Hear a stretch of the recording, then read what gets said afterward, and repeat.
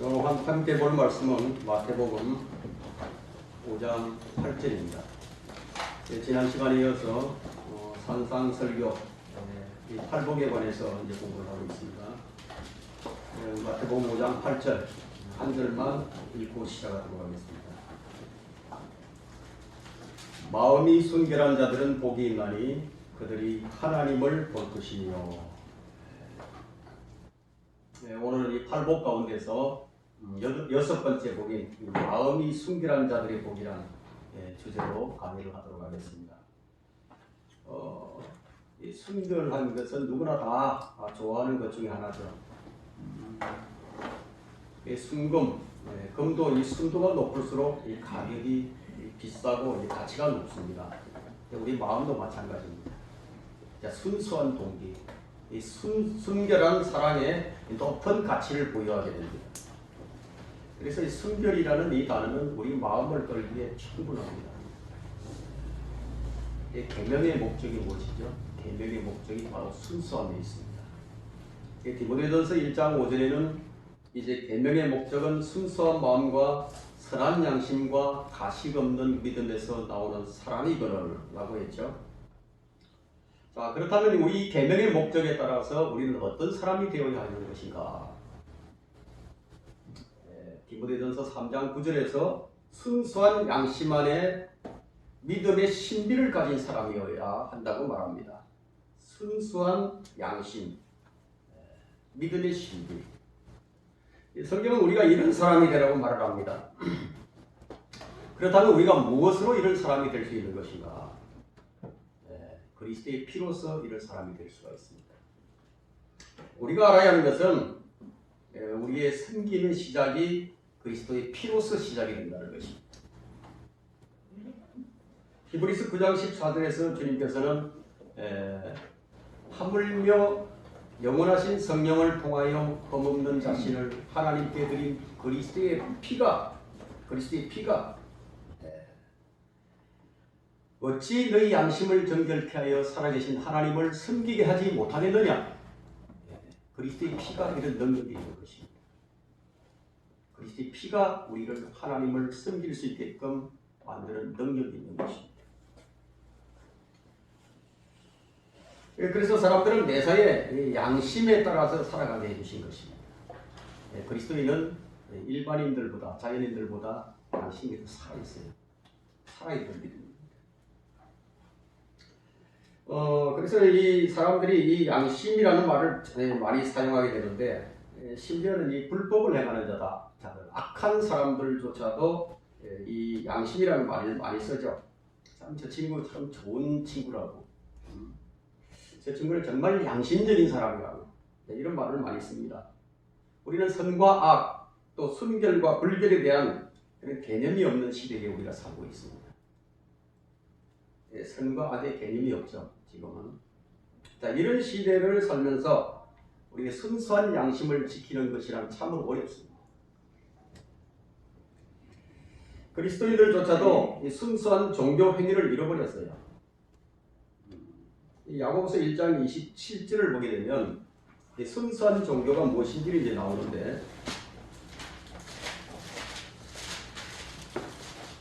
야고보서 1장 27절을 보면요, 순수한 종교가 뭐냐면 하나님 곧 아버지 앞에서 순수하고 더럽혀지지 않는 종교 행위는 이것이니, 즉 고난 중에 있는 고아들과 과부들을 돌아보는 것과 자신을 세상으로부터 흠없이 지키는 것입니다. 이것이 순수한 종교 행위입니다. 제가 어렸을 때 이제 1960년대 그때만 해도 그래도 순수함이 참 있었어요, 사람들에게. 그 당시에는 이제 이 소록도가 생기기 전이었어요. 그래서 나환자들이 참 많이 살고 있었습니다. 처처에 살고 있었는데, 그들이 이제 교회로 이제 찾아왔어요. 근데 우리 어머니가 꼭 이 나환자들이 찾아오면 꼭 밥상을 차려서 대접하는 그런 모습을 제가 보고 자랐습니다. 손이 이렇게 문드러져서 고그라져 있고, 진물이 줄줄 흐르고, 눈은 다 이렇게 허옇게 돼 있고, 눈썹도 없고요.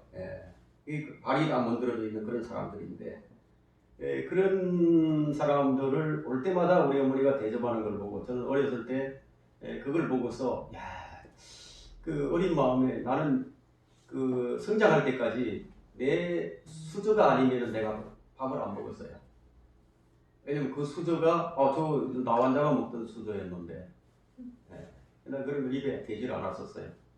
제가 어렸을 때는 그때만 해도 그래도 참 순수함이 있었습니다. 세상에서 자신을 지키려고 하는 그런 사람들이 참 많이 있었죠. 근데 지금은 교회가 순결을 잃어버렸습니다. 성도들이 이 자신을 지키지 못하고 세상과 친구가 되어버립니다. 세상과 일치하고 세상에 동화되어서 살아갑니다. 근데 교회가 세상을 향해서 문을 활짝 열어놓고 세상과 함께하고 가는 거예요. 자, 교회가 순결을 잃어버리자 어떻게 됐죠? 교회가 순결을 잃어버리자 배교의 물결이 순식간에 온 교회를 다 뒤덮어버린 거예요. 그럼 왜 교회가 순결을 잃어버리게 되었는가? 교회가 순결을 잃어버린 것은 위로부터 오는 지혜를 버려버렸기 때문에 땅에 속한 지혜를 취해버렸습니다. 성경은 이 두 가지 지혜를 말하고 있는데 야고보서 3장 13절을 한번 보실까요? 야고보서 3장 13절부터 보면 너희 가운데 현명하고 지식을 갖춘 자가 누구냐? 그는 선한 행실을 통하여 지혜의 온유함으로 자신의 행함을 나타내 보일지니라. 만일 너희 마음속에 독한 시기와 다툼이 있으면 자랑하지 말며 진리를 거슬러 거짓말하지 말라. 이러한 지혜는 위로부터 내려오는 것이 아니라 땅에 속한 것이요 정욕적이며 마귀적인 것입니다. 그러나 위로부터 오는 지혜는 첫째 순수하고 그 다음은 화평하며 친절하고 양순하며 자비와 선한 열매들로 가득하고 편견이 없고 위선이 없나니. 자, 위로부터 오는 지혜와 땅에 속한 지혜가 완전하게 구분이 되고 있죠. 근데 어떤 일을 위해서요, 어떤 일을 위해 어떤 선한 목적을 가지고 있다 하더라도 그 목적을 위해서 권모술수를 쓴다면, 거짓을 동원하게 된다면 그것은 순수한 지혜가 아닌 것이에요. 말하자면 성경적 원칙을 지키지 않는 것은 그 어떤 것이든 순수한 지혜가 아니에요. 교회 성장을 위해서 말씀과 기도가 필요한데 이 말씀과 기도 대신에 어떤 프로그램을 더 우선시한다. 그건 순수한 지혜가 아닙니다. 주님은 우리에게 순수한 마인드를 가질 수 있도록 우리에게 건전한 생각의 영을 주셨거든요. 여러분들이 다 주님께서 주신 이 건전한 생각의 영을 다 가지고 있는 거예요. 바울은 우리에게 주신 이 순수한 생각들, 건전한 생각들을 일깨우고자 노력을 했어요. 그래서 베드로후서 3장 1절에서 이렇게 말하죠. 사랑하는 자들아, 내가 이제 이 두 번째 편지를 너희에게 쓰는 것은 이 편지들로 말미암아 너희로 기억나게 하여 너희 순수한 생각을 일깨워 주려 하니. 베드로는 우리의 생각을 일깨워 주기 위해서 많은 노력을 했습니다. 성경을 쓴 목적이 뭐냐? 성도들의 순수한 생각을 일깨워 주려는데 그 목적이 있습니다. 성경은 우리의 생각을 일깨우는 데는 가장 효과적인 것입니다. 가능한 한 많이 읽어야 하고 또 많이 묵상을 하고 하나님의 말씀은 늘 우리가 가까이 해야 합니다. 말씀의 빛이 우리 마음에 임할 때 영적 각성이 일어나게 되는 거예요. 주님이 우리에게 주신 생각은 능력과 건전한 생각의 영이라고 디모데후서 1장 10절에 말씀하죠. 이것이 뭐냐면 성경은 이것을 가리켜서 그리스도의 생각이라고 고린도전서 2장 16절에 말씀하십니다. 우리에게 주신 건전한 생각의 영이 바로 무엇이냐? 그리스도의 생각이라. 불결한 마음은 어떤 마음인가 하면 이 동기와 목적이 자기 이익이나 자기와 연관이 있을 때는 그것은 불순한 것입니다. 반대로 동기와 목적이 자기와 상관없이 우리 주님과 형제 자매들을 위한 것일 때는 그것이 순수한 것입니다. 동기와 목적이 순수하다면 하나님께서도 여러분들을 순수하게 대우해 주시는 거예요. 그렇다면 우리가 살펴봐야 할 것들이 무엇이죠? 순수한 것들이 어떤 것이 있는가? 그것을 살펴보는 거예요. 첫째, 하나님의 말씀이 순수하죠. 여러분 시편 12편 6절 한번 펼쳐보세요. 시편 12편 6절에 보면 주의 말씀은 순수한 말씀들이라 그랬죠. 주의 말씀은 순수한 말씀들이라 흑도가니에서 단련되어 7번 정화된 은같도다. 순수한 하나님의 말씀. 이 하나님의 말씀, 이 순수한 말씀을 사랑하는 사람이 누구냐? 순수한 마음을 가진 자가 이 순수한 말씀을 사랑하는 겁니다. 그래서 시편 119편 140절에는요. 주의 말씀이 매우 순수함으로 주의 종이 그것을 사랑하나요. 순수한 마음을 가진 주의 종들이 주의 말씀을 사랑하는 거예요. 내가 사랑하고 싶다. 주의 말씀을 사랑해야지. 그렇게 해서 사랑하게 되는 것이 아닌 거예요. 순수한 말씀이 순결한 사람에게는 영적 양식이 되지만 순수한 마음을 갖지 못한 사람에게는 아무리 그 양식이 안 돼요. 마음이 얼마나 중요한 것인가. 이 불순물은 질병을 일으키듯이 이 부패한 성경은 어떻게 되죠? 부패한 성경은 마음을 불결하게 만드는 거예요. 마음을 부패하게 만듭니다. 이 순수한 말씀을 먹으면 영적 눈이 밝아집니다. 그래서 시편 19편 6, 8절에서는 주의 규례는 정당하여 마음을 기쁘게 하며 주의 계명은 순수하여 눈을 밝게 하도다. 우리가 주의 말씀을 얼마만큼 가까이 해야 하느냐. 그 이유를 말해주고 있죠. 하나님은 믿음의 주, 온전케 하시는 예수 그리스도만을 바라보는 눈을 좋아하십니다. 우리 눈을 그런 눈을 가져야 될 거예요. 마음이 순결한 자들에게 임하는 복이 뭐냐면 하나님을 보는 것이라고 그러죠. 하나님을 보는 자예요. 순수한 말씀을 통해 눈이 밝아지면 영적인 눈이 열리게 되고 하나님의 영광을 보게 됩니다. 자, 두 번째는 예수 그리스도의 피는 순수한 피입니다. 사도행전 20장 28절에서는 예수 그리스도의 피는 하나님의 피라고 했죠. 하나님께서 자신의 피로 사신 교회, 교회. 피로 교회를 사신 겁니다. 그래서 교회는 언제나 순결해야 합니다. 예수님의 피는 아담의 피가 아니었죠. 예수님의 피는 전혀 흠이 없고 점이 없는 순수한 피입니다. 그래서 베드로전서 1장 19절에는요. 이 피를, 예수 그리스도의 피를 흠도 없고 점도 없는 어린 양 같은 그리스도의 보배로운 피로 된 것이기 때문이라고 말씀하십니다. 이 피를 통해서 우리는요, 구속 곧 회사함을 받는 것입니다. 이 피가 어떻게 하느냐? 이 피는 우리 양심을 정결케 해주고 우리 마음을 순수하게 해줍니다. 여러분 히브리서 10장 22절을 펼쳐볼까요? 10장 22절.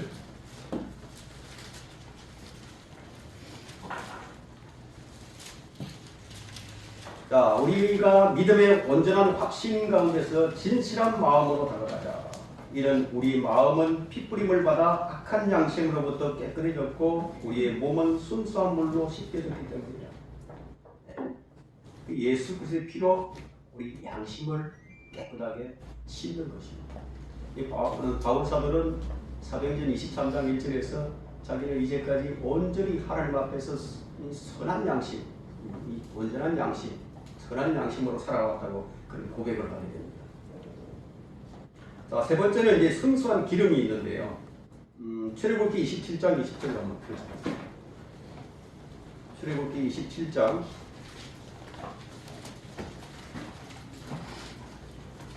20절.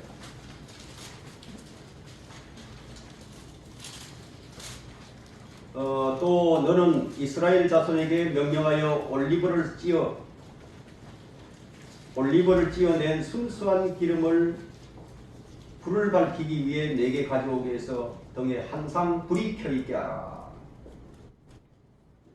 순수한 기름이 성령을 예표하는데요. 이 기름은 항상 우리에게 불이 켜져 있어야 돼요.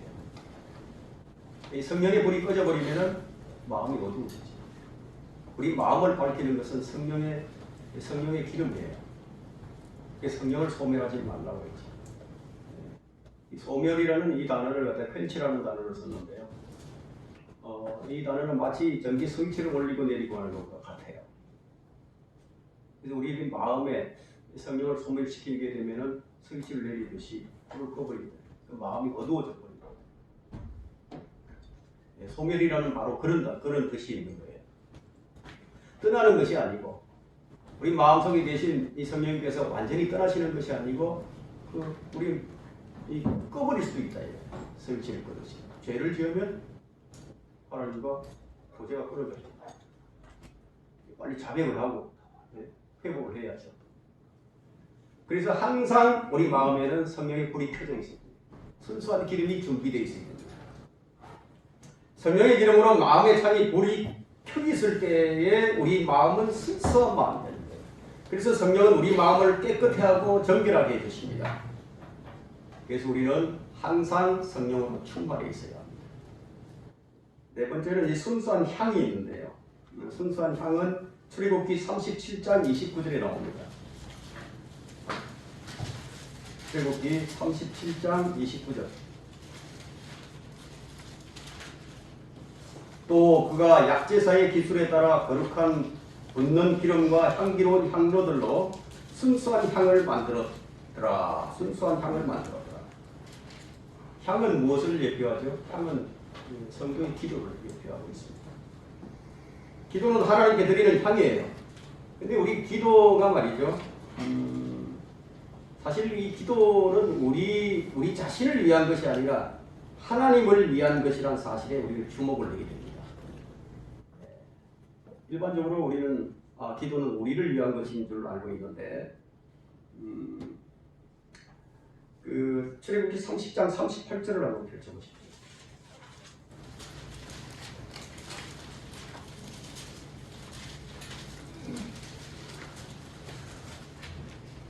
그것을 냄새 맡으려고 그것과 같은 것을 만드는 자는 누구라도 그의 백성에게서 끊어지리라 하시니라.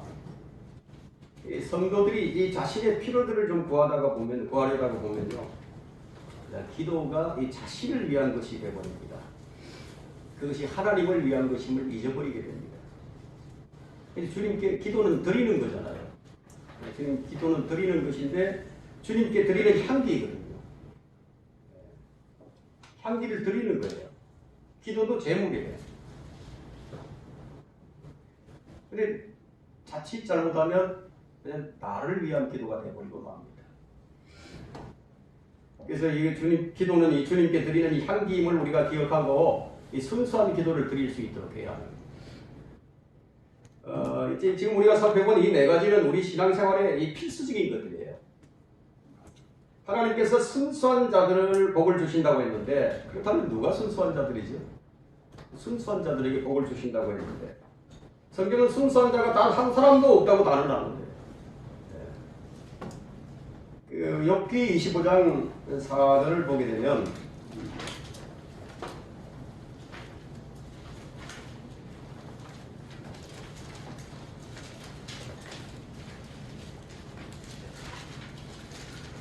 욥기 25장 4절부터 4절을 보도록 하겠습니다.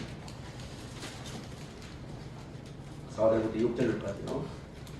그렇다면 어찌 사람이 하나님과 더불어 의롭게 될 수 있겠으며 여자에게서 태어난 자가 어찌 깨끗해질 수 있겠느냐. 달을 쳐다보라. 그것이 빛나지 않으며 정령 별들도 그분이 보시기에는 깨끗하지 못하거늘 하물며 벌레인 사람은 어떠하며 벌레인 사람의 아들은 어떠하겠느냐.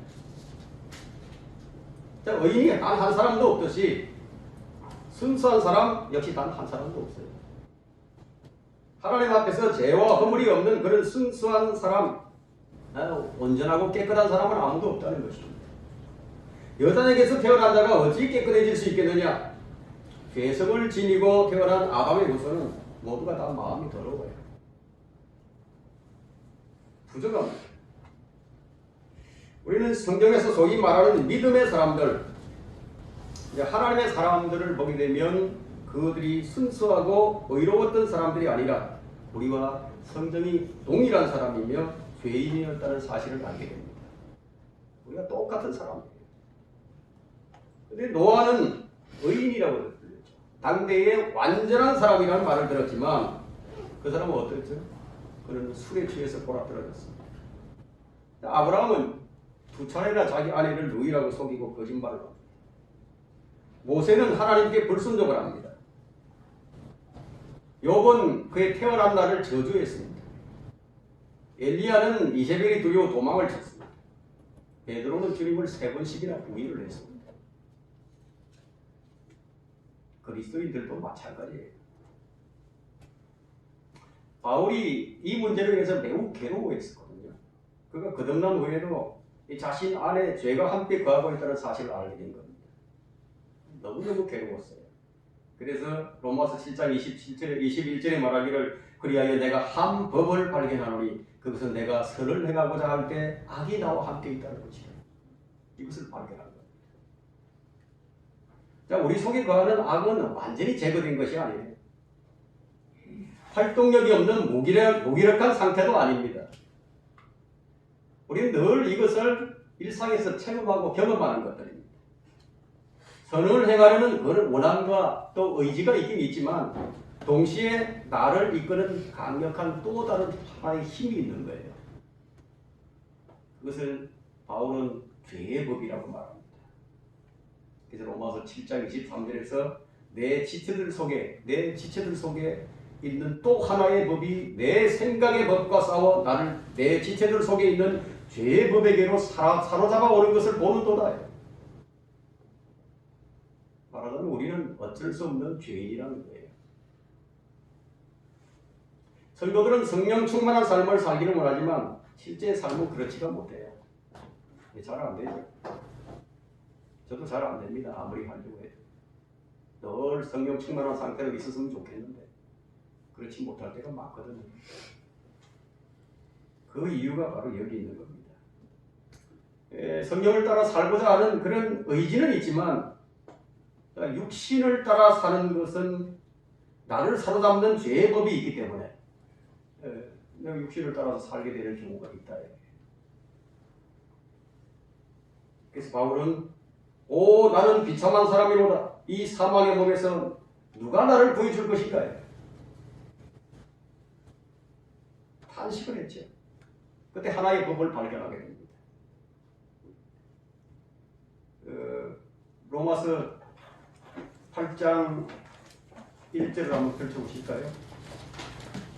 하나의 법을 발견하게 되고요. 8장 1절과 2절 보면 이제 그 법을 발견하게 됩니다. 그러므로 이제 그리스도 예수 안에 있는 자들에게는 결코 정죄함이 없나니 그들은 육신을 따라 행하지 아니하고 성령을 따라 행하노니라. 이는 그리스도 예수 안에 있는 생명의 성령의 법이 죄와 사망의 법에서 나를 해방시켰기 때문이다. 영적 수술로 인해서 딱 분리가 되는 거예요.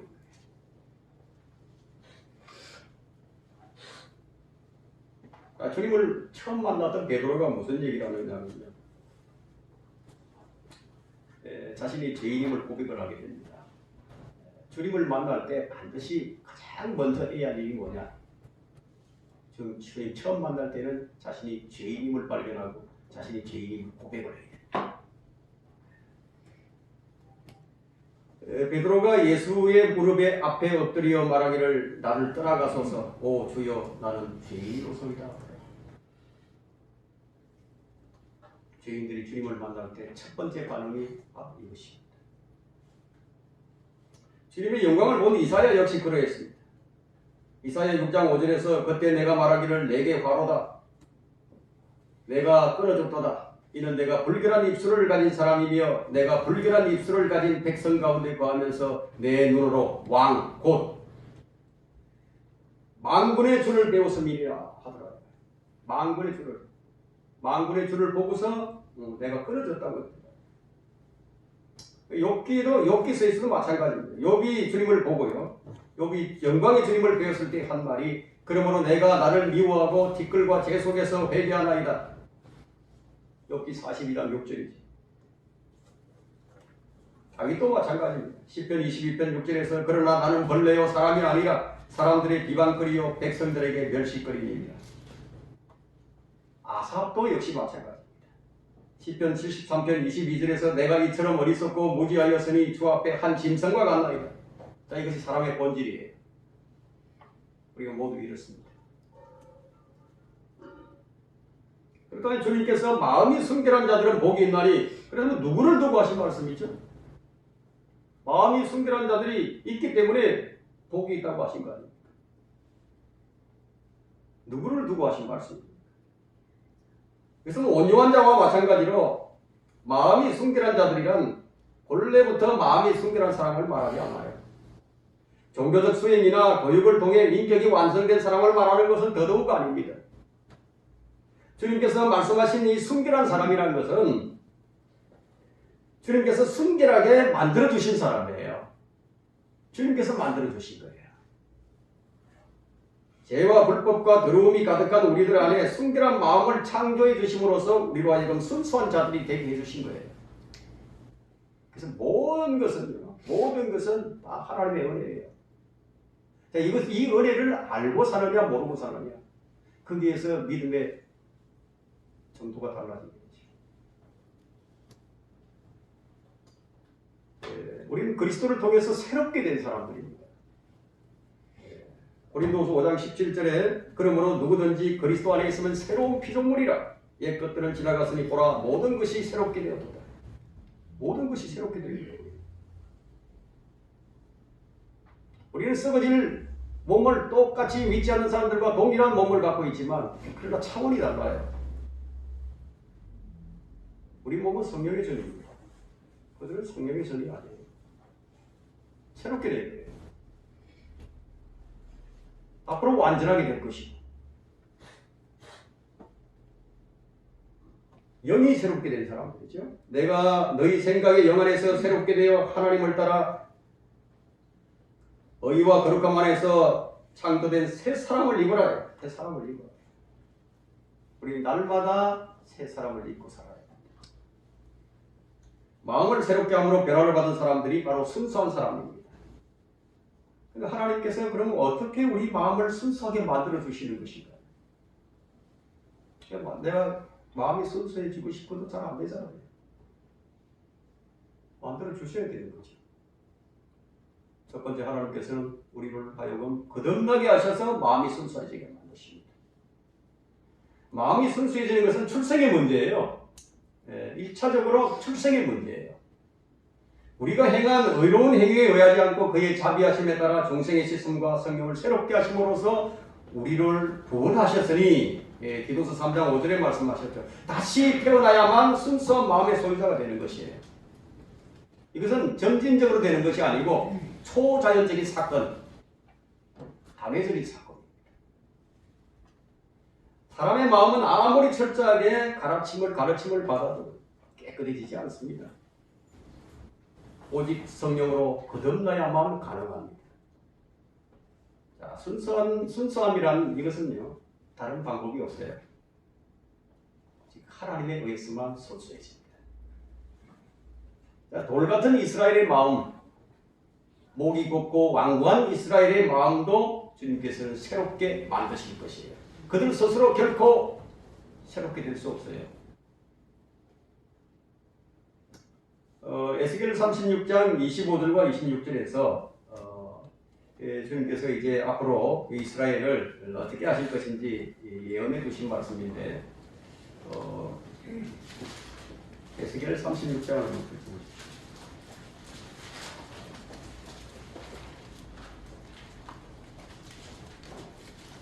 36장 25절과 26절.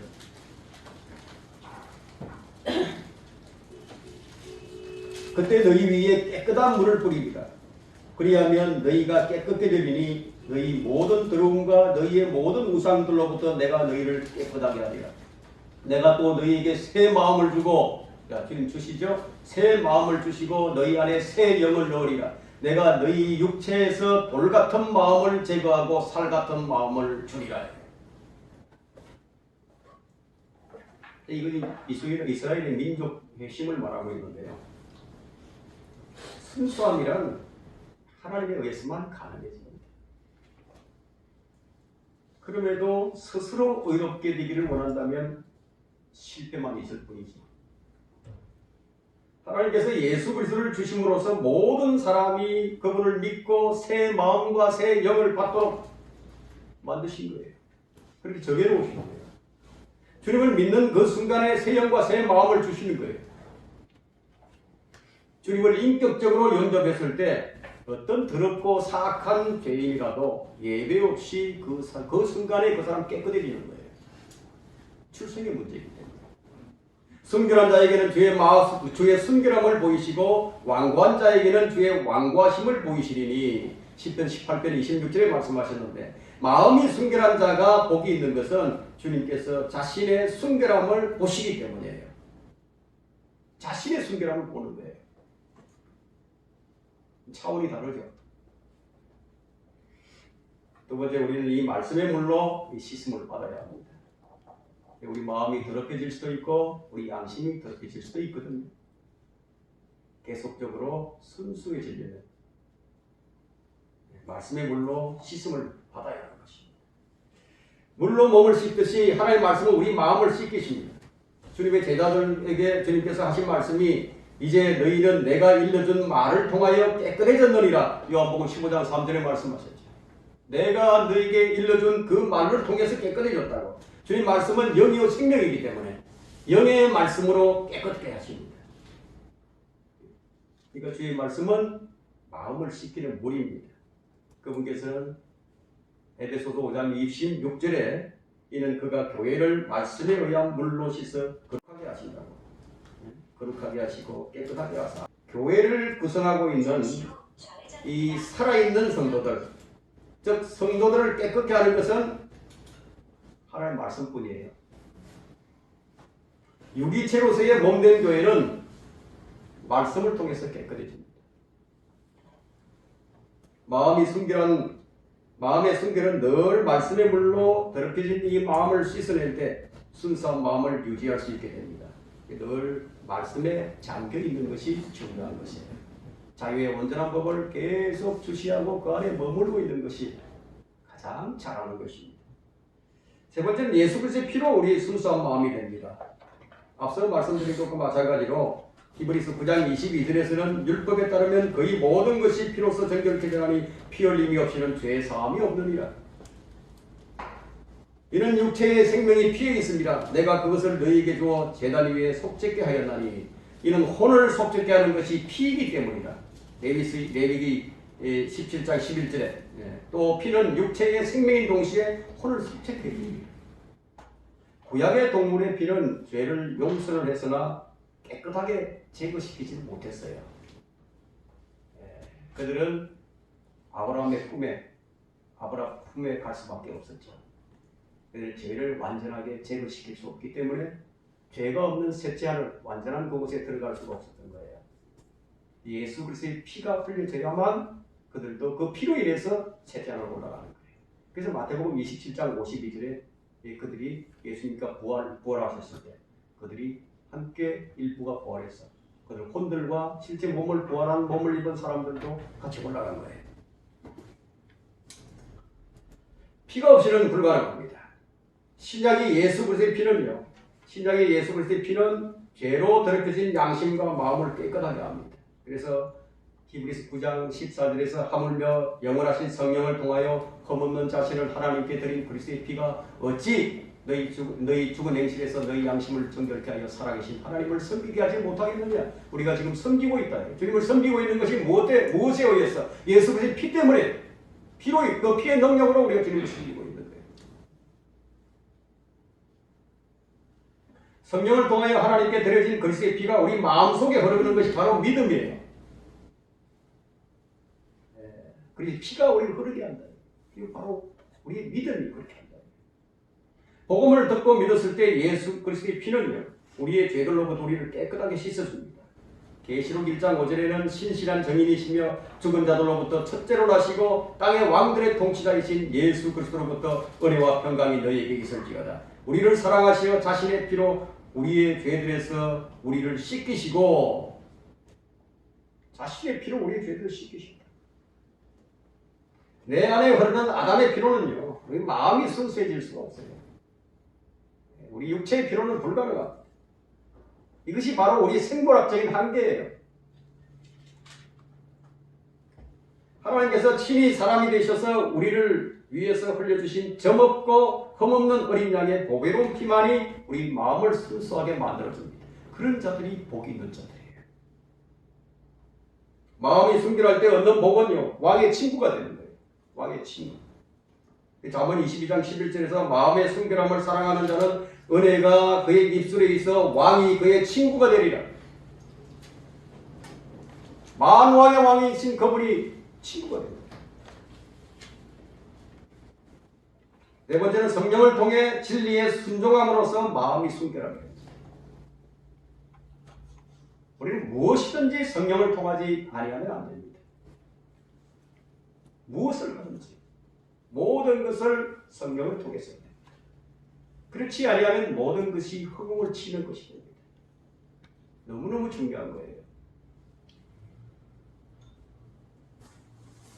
베드로전서 1장 22절에서 너희가 성령을 통해 진리에 순종함으로써 너희 혼들을 정결케 하여 가식 없는 형제 사랑에 이르렀으니 순결한 마음으로 서로 뜨겁게 사랑하라.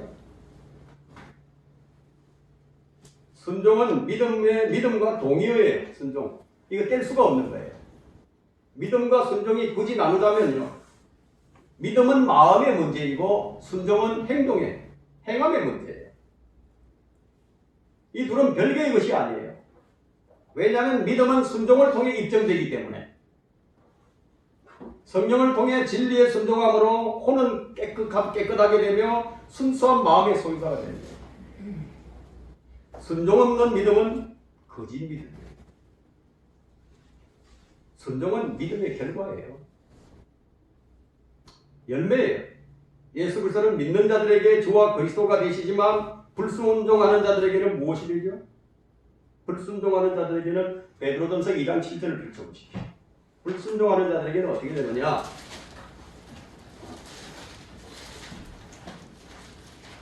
베드로전서 2장 7절.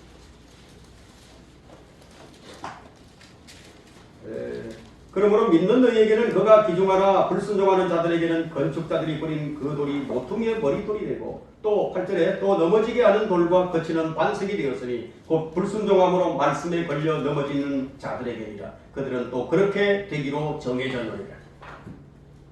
주님은 불신을 불순종으로 보시는 거예요. 그래서 믿음과 순종은 동의입니다. 주님을 믿는 자란 주님께 순종하는 자를 얘기합니다. 주의 말씀을 믿는 자는 주의 말씀에 순종하는 자. 히브리서 5장 8절과 9절에는 그가 아들이면서도 고난받는 일로 순종을 배워서 온전하게 되심으로 자기에게 순종하는 모든 사람에게 영원한 구원의 권원이 되셨고, 여기 믿는 자들이라고 하지 않고 순종하는 자들이라고 함으로써 믿지 않는 자들은 불순종하는 자들임을 알 수가 있는 겁니다. 그래서 에베소서 2장에서는 믿지 않는 자를 가리켜서 불순종의 자녀들이라고, 불순종하는 자녀들에게는 진노가 있을 것이라고 얘기하죠. 사무엘상 15장 22절에는 사무엘이 한 유명한 말이 있죠. 사무엘이 말하기를 주께서 번제와 희생제를 주의 음성에 복종하는 것만큼 크게 기뻐하시겠나이까? 보소서, 복종하는 것이 희생 제물보다 낫고 경청하는 것이 수장의 기름보다 낫나이다. 성령을 통해 진리에 순종하는 자들이 마음이 순결한 자들입니다. 팔복에 관한 말씀이 유대인들에게만 적용되는 말씀이라고 그냥 간과해버리게 되면은 많은 영적인 복들을 놓치게 됩니다. 마음이 순결한 자는 복이 있다는 이 말씀은 성령을 통해서 진리에 순종하는 자들을 말합니다. 진리에 순종할 때만 주님과 함께 동행할 수 있기 때문에. 진리에 순종하는 것은 이 빛 가운데 행하는 것을 말합니다. 주님과의 사귐은 어떤 일보다도 중요하죠. 주님과의 교제는 바로 빛의 교제입니다. 주님은 빛이십니다. 그분은 언제나 빛 가운데 계십니다. 그래서 요한일서 1장 7절에는 그러나 그분이 빛 가운데 계신 것 같이 우리도 빛 가운데 행하면 우리가 서로 간에 교제가 있게 되고 그의 아들 예수 그리스도의 피가 우리를 모든 죄에서 우리를 깨끗게 하시는 빛 가운데 행하는 것은 형제 사랑이 포함됩니다. 빛의 교제가 어떤 것인지 요한일서 2장 9절이 잘 말해주는데요. 요한일서 2장 9절부터 11절까지 그가 빛 가운데 있다고 말하면서 자기 형제를 미워하는 자는 지금까지도 어두운 가운데 있느니라. 자기 형제를 사랑하는 자는 빛 가운데 거하며 자기 안에 실족할 계기가 없으나 자기 형제를 미워하는 자는 어두운 가운데 있고 어두운 가운데 행하되 자기가 어디로 가는지 모르니 이는 그 어두움이 그의 눈을 멀게 하였습니다. 육신의 눈과 성령의 눈은 대조적입니다. 성령을 통하지 않게 된다면 빛 가운데서의 교제는 불가능한 것이에요. 성령의 빛을 우리는 끄지 말아야 합니다. 야곱의 집이 빛 가운데 행하지 않았기 때문에 이스라엘이 망해버린 것이에요. 빛 가운데서 행하는 것은 순결한 마음으로 행하라는 그런 말씀이에요. 기록된 말씀이 내 마음속에 없다면 내겐 빛이 없는 거예요. 성경 말씀을 알지만 그 말씀에 순종하지 않으면 그 역시 그 안에 빛이 있는 것이 아니에요. 율법과 증거에게라 만일 그들이 이 말씀에 따라 말하지 아니하면 이는 그들 안에 빛이 없기 때문이라. 이사야 8장 20절에 말씀하죠. 누구라도 말씀에 어긋나게 되면요 그 안에 있는 빛이 꺼져버립니다. 그리고 어두움이 채워지게 되는 거예요. 빨리 돌이키지 아니하면 계속해서 더 어두움은 더 짙어져만 갑니다. 다섯 번째, 자백하고 회개할 때 순결한 마음이 되게 됩니다. 자백하고 회개할 때 다윗은 죄를 범한 후에 그것을 숨긴 채 살았죠. 숨겼어요. 나라를 통해서 죄를 지적받을 때까지는 그러했습니다. 다윗은 자신을 변명하는 대신에 즉시 회개를 합니다. 시편 51편 9절과 10절에 나의 죄들로부터 주의 얼굴을 가리지 마소서. 나의 죄들로부터 주의 얼굴을 가리소서. 나의 모든 죄악들을 지워버리소서. 오 하나님이여 내 안에 깨끗한 마음을 창조하시고 내 안에 바른 영을 새롭게 하소서. 하나님께서는 죄를 대리하는 다윗에게 확실한 다윗의 자비를 베푸셨습니다. 다윗의 기도를 보게 되면 시편 51편 7절에서 우슬초로 나를 정결케 하소서. 내가 깨끗게 되리이다. 나를 씻기소서. 내가 눈보다 더 희게 되리이다. 자, 여기 우슬초는 제단에 피를 뿌릴 때도 역시 우슬초가 사용되었습니다. 다윗이 우슬초로 나를 정결케 하소서라고 한 것은요 어린 양의 피를 자신에게 뿌려달라는 의미가 있는 겁니다. 그는 이 문제로 번제물이나 어떤 속죄제를 지내지 않았습니다. 우슬초로 나를 정결케 하소서라는 말은 그가 속죄의 피에 대한 정확한 이해가 있었음을 보여주는 것입니다. 또한 그는 회개를 통해서 주의 자비와 용서를 확신했습니다. 자, 이것과 연결해서 요한일서 1장 9절을 보면 우리가 우리의 죄들을 자백하면 그는 신실하시고 어려우셔서 우리의 죄들을 용서하시며 모든 불의에서 우리를 깨끗게 하시느니라. 정확하게 연결이 되죠. 그래서 마음이 순결한 자가 하나님을 볼 것이라고 했는데 역사상 하나님의 얼굴을 본 사람은 아무도 없어요. 모세도 얼굴을 보지 못했어요. 하나님의 얼굴을. 주의 천사를 보거나 육신을 입고 오신 예수 그리스도를 본 것이 전부입니다. 마음이 순결한 자들이 하나님을 본다는 의미는요 교리적으로는 천년왕국에서 영광의 주님을 직접 실제로 보게 된다는 것을 말하는 겁니다. 그러나 신약 시대에는 영적인 것입니다. 이 시대에 이는 어둠 속에서 빛이라고 명령하신 하나님께서 예수 그리스도의 얼굴에 있는 하나님의 영광을 아는 빛을 주시기 위하여 우리 마음에 비춰줬습니다. 우리 마음에 비춰주셨습니다. 하나님의 빛이 우리 마음에 비춰져 있다면 그 마음은 순결하죠. 교리적으로 이 교회 시대의 성도들이 주의 얼굴을 보는 것은요 하늘로 들림을 받고 난 다음에 볼 일이에요. 그러나 지금은 그렇지가 못해요. 그래서 지금 우리는 어떻게 보느냐, 고린도후서 3장 18절을 보게 되면 그러나 유리를 통해서 보는 것 같이 수건을 벗은 얼굴로 주의 영광을 보는 우리 모두는 주의 영으로 말미암은 것 같이 영광에서 영광을 이루는 똑같은 형상으로 변모되느니라. 장차 우리 이렇게 될 것입니다. 그러나 장차 우리는 주님의 얼굴과 얼굴을 마주 보게 될 것인데 지금은 우리가 유리를 통해 희미하게 보나 그때는 얼굴과 얼굴을 마주 볼 것이요. 지금은 내가 부분적으로 아나 그때는 내가 알려진 것처럼 알게 되리라고 고린도전서 13장 12절에 말씀하십니다. 부활한 몸을 입고 영광스럽게 되면은 우리는 주님의 얼굴을 마주 대하고 보게 됩니다. 지금 하지만 우리 육신의 눈으로 주님을 보게 되면 어떻게 되죠? 죽어버리는 거예요. 살 수가 없는 거예요. 영이신 하나님은 육신의 눈으로 보이지 않는 법입니다. 마음이 순결하지 않으면 주님 볼 수가 없어요.